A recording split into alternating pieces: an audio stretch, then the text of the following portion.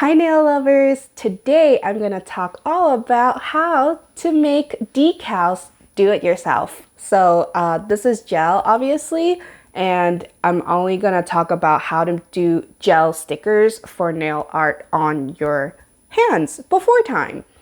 So first off is the really difficult part, and is trying to decide what you're going to do for your nail art or stickers that you're trying to create.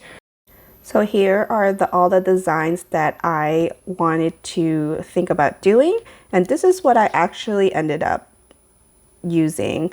And first you have to size your image and then make sure that it's gonna fit the nail beds that you have. And so I had these little templates down here. I measured every single nail and then I put it into Google Slides. I used to use PowerPoint, but Google Slides, that way it auto saves and you can access your designs later. And it's just totally the wrong size. Like, look at this. This is supposed to be my index and it's totally too big. And so just make sure you size your images correctly. So you might have to print things out multiple times to get it right. Look at this thumb, is totally wrong, right? So if you're going to have this made up like me and then find little images and then like size the pictures wrong, then they're going to be way too big for you to trace. And so after you figure out the size, then you can cut out your little template and get a little bag and put it on the inside, and then you can trace on top. So the things that I use, I'm Team Cocoas, and I have these colors that I use it because I just did black and white with a little bit of like accent colors. They also do non-wipe, which is their markers line. So I have only white, and so I ended up just using their regular paint colors. So you would just take your bag, open, and I had tape on both sides, and then I just put it in. I had it like all the way down here, but you guys get the idea. And then I took my long liner. So here's what it looks like in comparison. And then there's a correct way for you to load your brush, of course. And then the nice thing is you could just like turn your canvas and trace however it flows with your brush instead of you're trying to paint directly on the nail. I also had a grid brush and a petal brush. So the grid side I used to do base coat so I wouldn't have to wash my brush. And then the petal side, since it's rounded, I used to fill in the body of each ghost. So the white. So make sure, step one, you find cute images and you size it correctly to the nail bed size that you have. And you can just guesstimate. You don't have to like make little templates like I did. And then you find yourself a little plastic bag for you to actually do the tracing on and do the painting. And then now you're just gonna paint away. So tip number one is have another image for you to reference, because once you paint over this white, then you're not gonna know where the eyes go and all the other fine details. So I made that mistake. You guys just have like 2 copies printed out so you know like how you're gonna do the little eyes and the little details that you're gonna cover up after the first layer of like white, for example. And then you really need to have a big palette ready. So what I do is you can buy these little like plastic Post-its. I got mine on Shein, but you can buy it from wherever you want. But it's the cheapest place. They sell a pack of 50 for only like $1. So you can see it's literally the size of Post-its and it's nice and see-through. And you can even use this for tracing your image. Because one of the problems was once I got it to cure a few layers, it started bubbling. So that might happen if you use like a regular sandwich bag that is a lot more thin than this. You want to use a plastic that has more substance that's not going to wrinkle as you're painting, because you know the gel gets really hot and it causes the plastic to warp.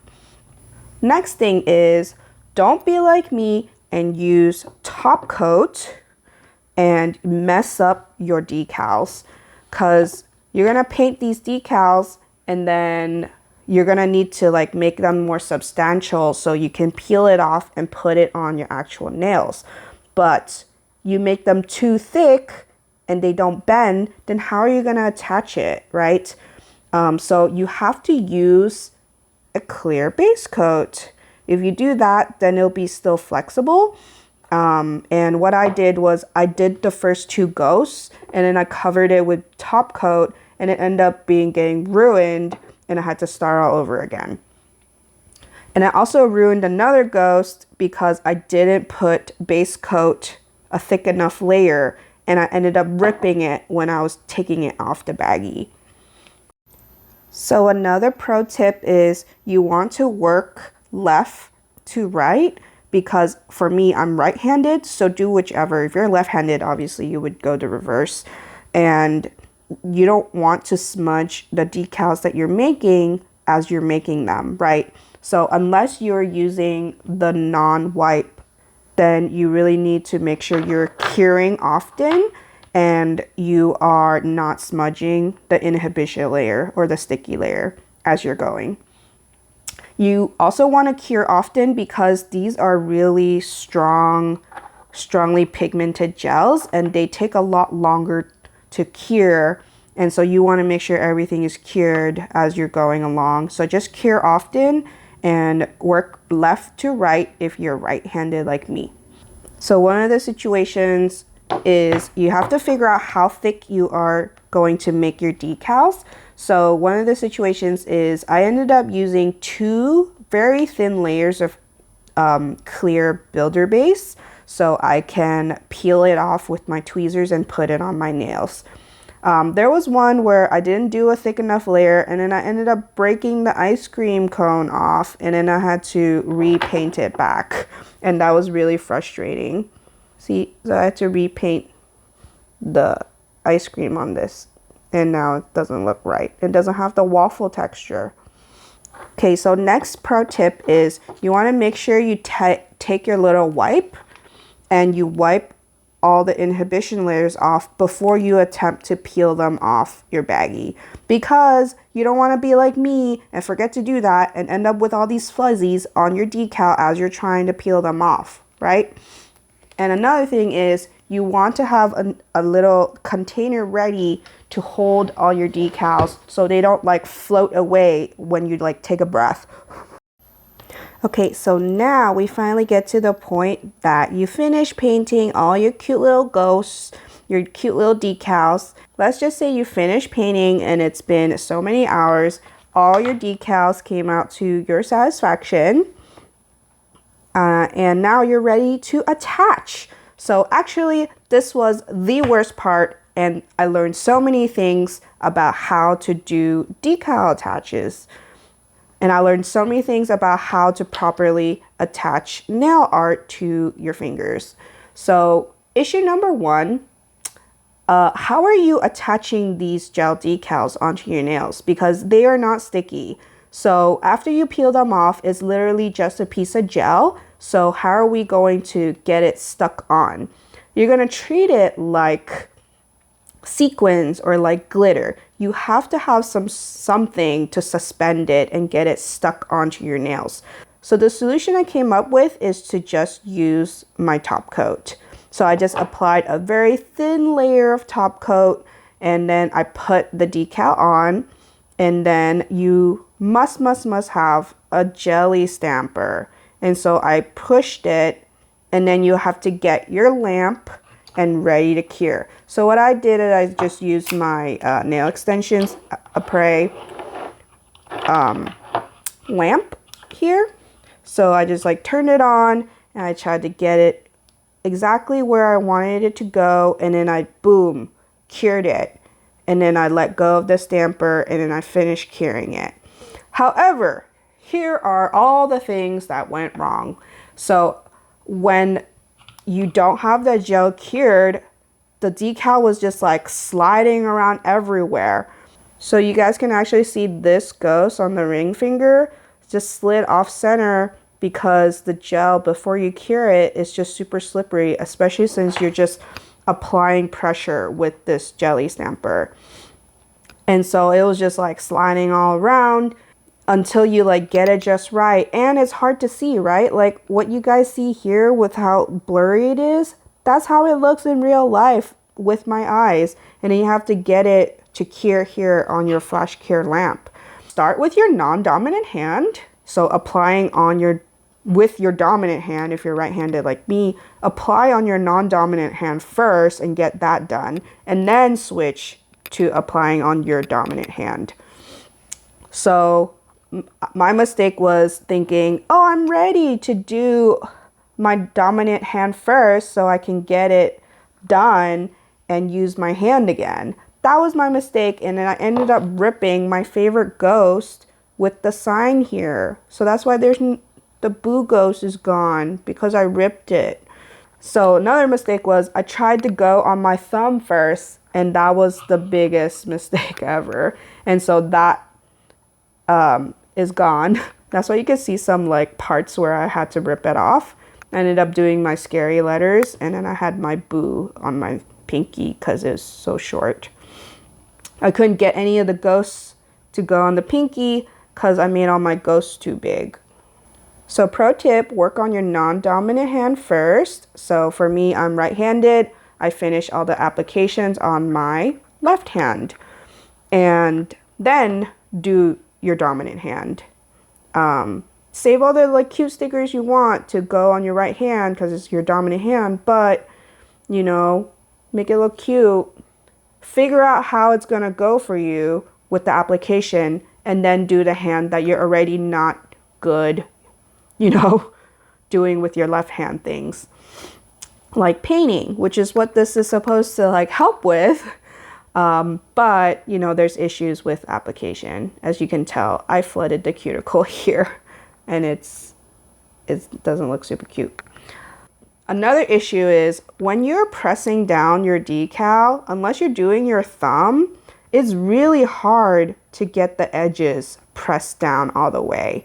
And so what happens is you end up curing the middle really well with your top coat, and then the little like arms and feet, it's just sticking out and there's like nothing holding it down still. And so a workaround that is just to buy a different product and buy sticker sheets, and you do your painted decals on top of that, and then the bottom of each sticker that you hand painted will be sticky, and then you can just put it exactly of how it should go. So you can avoid all these issues that I had with the application, things sticking up. So on this ring finger, I had to file the edge here because it was just poking through, and I had to file this, which is why all the little like sheet of the ghost, the drapes at the bottom is all gone because I had to file it away. It was just sticking out and like annoying me so much. And then you can see a wrinkle here with the pinky because it just like folded like cloth. And that's all these things that you have to struggle with the application when you're doing do-it-yourself gel decal, stickers, nail art. But I still think it came out really well, and all things considering, because I haven't painted, I haven't done gel nails for a really long time. So I haven't painted since high school, and I'm pretty old, so it's been close to 2 decades. And this was my first attempt at nail art, and I think it came out really well considering I didn't have a lot of time and I was struggling with so many things. Okay, 2 more things actually. So, you know, we have decals sticking out, and you have to like put in more top coat and then like push it down on this edge, cure it, and then do the other side and cure that, and then buff whatever, you know, mistakes you had sticking out. And so the best solution is actually to not build the perfect apex when you're doing your base coat. So for me, I use the Milky base from Nail Thoughts. It's my favorite, and it's like this nice sheer, but you can still see things through it. Like you can see your little half moon, and you can see some free edge that is like not attached to your skin. So it has just like a nice look to it. And I initially thought I was just gonna do a base of black and then do my little ghosts, and then that way the outline of each ghost is not super apparent. But then I decided to change my mind, and I thought this was a lot more cute. So make sure, actually pro tip, that you make your nail bed as flat as possible before you do the application and you stick on each decal, because if you build the perfect apex, that actually makes it so much more difficult to put this flat sticker onto your curved nail beds. So pro tip, make it just flat and then build your apex later at the end with, you know, you can go on top with your clear builder, or you can just do your apex with the top coat. Your choice. If you need more strength, you know, they have different flexibilities. So just keep that in mind when you're making your apexes. And lastly, be careful not to get top coat on your sidewalls here. Like I got some top coat on the sidewalls from when I was like applying, and the sticker's just so big because I sized them incorrectly, and I just got a bunch of gel curing on the skin. And you know, that is how you develop allergies. So be careful with the stamper and stamping gel, that you're protecting yourself, you're cleaning things up, and you do not develop an allergy. Okay, so another pro tip is like, don't even use the applique nail lamp. Get yourself one of these like really cheap ones that are circular, and you just put like 3 AA batteries. You rip the jelly stamper off, and then you put it on, and it fits perfect. Yeah, don't mind that. I ripped it trying to figure things out. And then you can stamp your thing on. You can't see it, but you know it's secure, and then you just turn it on. I don't have batteries in here right now, but you turn it on and you can flash cure while pressing down. But you just need to make sure like it's in the right place before, you know, you turn things on here.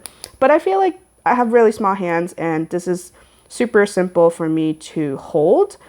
And it's like kind of had this suction on now, so it's not like falling off super easily. Okay, just kidding, it just fell easily. And mine's really dirty, so make sure you clean that with tape before you try to get anything adhered. But that's one way I got things to work out. I did not end up using this. I used my applique, a flash cure, and then my full-size lamp, like I said. But what do you guys think? Oh, that was one hack I thought of. You can get this really cheap on Shein for like $1 or $2. So if you end up doing lots of nail stickers, I think this is a really good solution for making your own flash cure jelly stamper.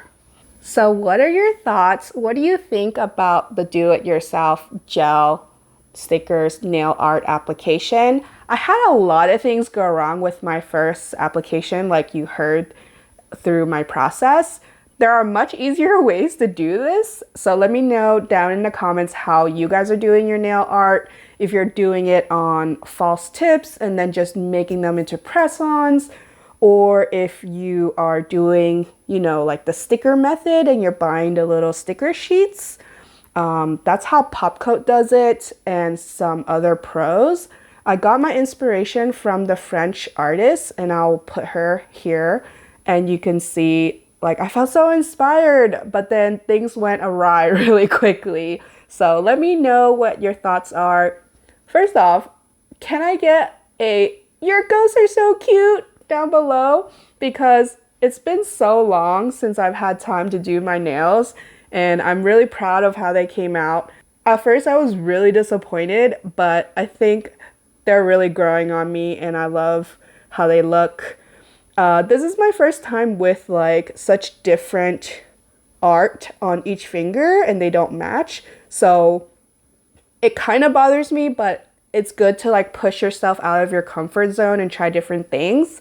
So just let me know what your thoughts are on this process. Let me know what's an easier way to do this and how you guys are getting nail art to stick. So let me know your thoughts. I'll see you guys in the next curiosity.